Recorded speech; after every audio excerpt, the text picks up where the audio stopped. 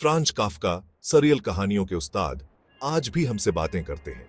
उनकी कहानियां जैसे कि मेटामॉर्फोसिस इंसानी स्थिति, एंजाइटीज और सब कुछ के बारे में गहराई से बताती है। हो सकता है कि हम विशाल कीड़ों के रूप में न उठें, लेकिन हम अपने खुद के ट्रांसफॉर्मेशंस का अनुभव करते हैं। काफ्का का प्रोटैगनिस्ट ग्रेगर साम्सा एक मॉन्स्टरस वर्मिन में तब्दील होकर उठता है।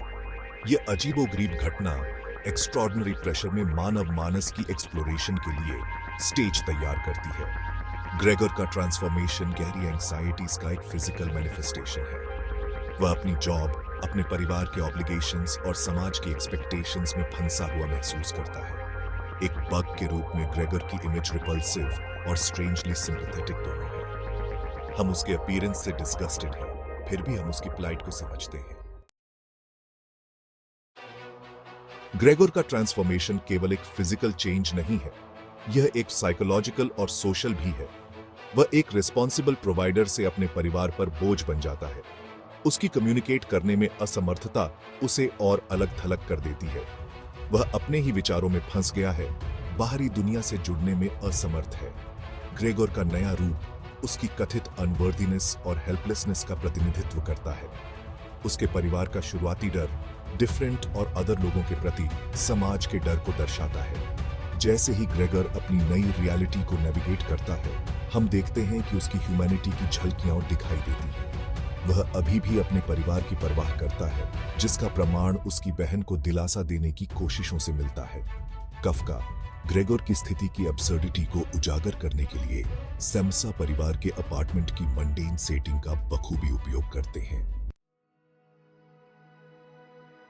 ग्रेगर का ट्रांसफॉर्मेशन उसके आइसोलेशन की ओर ले जाता है। वह अपने परिवार से कम्युनिकेट करने में असमर्थ है। वे उसे समझने के लिए संघर्ष करते हैं। उनके अपार्टमेंट की दीवारें, जो कभी जानी पहचानी और कंफर्टिंग थी, उसकी जेल बन जाती हैं। उसका कमरा एक सैंक्चुअरी से एक पिंजरे में बदल जाता है। यह आइसोलेशन ग्रेगर पर भारी पड़ता है। वह कनेक्शन के लिए तरसता है, किसी ऐसे व्यक्ति के लिए जो उसके एक्सटीरियर से परे देख सके। अपने परिवार के साथ इंटरैक्ट करने के उसके प्रयासों को डर और घृणा के साथ पूरा किया जाता है। यह अस्वीकृति उसके एलियनेशन की भावना को और गहरा करती है, उसे और निराशा में धकेलती है। एलियनेशन का विषय आधुनिक पाठकों के साथ गहराई से प्रतिध्वनित होता है। Section 4 family ties, love, guilt and resentment. Gregor के ट्रांसफॉर्मेशन पर साम्सा परिवार की प्रतिक्रिया जटिल है। शुरुआती में सदमा और घृणा होती है। जैसे जैसे समय बीतता है, ये भावनाएं पिटी, रिजेंटमेंट और गिल्ट के अधिक जटिल मिश्रण का रास्ता देती है। ग्रेगर के पिता, जो कभी एक पैसिव व्यक्ति थे, तेजी से हॉस्टाइल होते जा रहे हैं। अपने परिवार का भरण पोषण करने में असमर्थता उसके गुस्से और रिजेंटमेंट को भड़काती है। ग्रेगर की मां अपने बेटे के प्रति अपने प्यार और उसके नए रूप के डर के बीच फटी हुई है। ग्रेगर की बहन ग्रेटे शुरू में सबसे ज्यादा कंपैशन दिखाती है। हालांकि ग्रेगर की देखभाल का बोझ बढ़ने पर उसका धैर्य भी कम होता जाता है। परिवार की विकसित होती गतिशीलता प्यार और दायित्व के मल्टीफेसेटेड नेचर पर प्रकाश डालती है।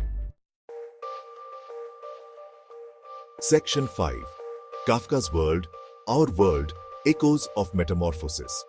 हालांकि एक सदी पहले लिखा गया था, मेटामॉर्फोसिस आज भी एक चिलिंग रेलेवेंस रखता है। ग्रेगर का अनुभव आइडेंटिटी, आइसोलेशन और मॉडर्न लाइफ के दबावों के बारे में हमारी अपनी एंग्जाइटीज के साथ प्रतिध्वनित होता है। कहानी का एलियनेशन की एक्सप्लोरेशन उस आइसोलेशन की भावना को बयां करती है, जो बहुत से लोग टेक्नोलॉजी और इंडिविजुअलिज्म द्वारा संचालित दुनिया में अनुभव करते हैं। अपने परिवार से जुड़ने के लिए ग्रेगर का संघर्ष वास्तविक कनेक्शंस बनाने में हमारी अपनी कठिनाइयों को दर्शाता है।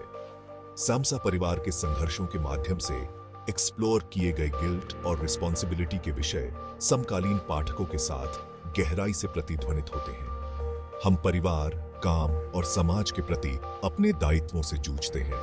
यह कहानी इन एक्सपेक्टेशंस के भार और हमारे वेलबीइंग पर उनके संभावित प्रभाव की एक कठोर याद दिलाती है। Section 6 the enduring power of Metamorphosis. Metamorphosis पाठकों के साथ प्रतिध्वनित होता रहता है, क्योंकि यह मानवीय स्थिति के मूल की बात करता है। यह एलियनेशन, आइडेंटिटी और पारिवारिक रिश्तों की जटिल गतिशीलता के यूनिवर्सल विषयों की पड़ताल करता है। सिंबलिज्म, इमेजरी और साइकोलॉजिकल इंसाइट का काफका का उत्कृष्ट उपयोग कहानी को एक साधारण डरावनी कहानी से ऊपर उठाता है। कहानी का ओपन एंडेड नेचर उसकी स्थायी शक्ति में इजाफा करता है, हमें ग्रेगोर के भाग्य और उसके ट्रांसफॉर्मेशन के निहितार्थों पर विचार करने के लिए छोड़ दिया गया है। मेटामॉर्फोसिस एक ऐसी कहानी है जो आखिरी पन्ना पलटने के बाद भी पाठक के साथ रहती है।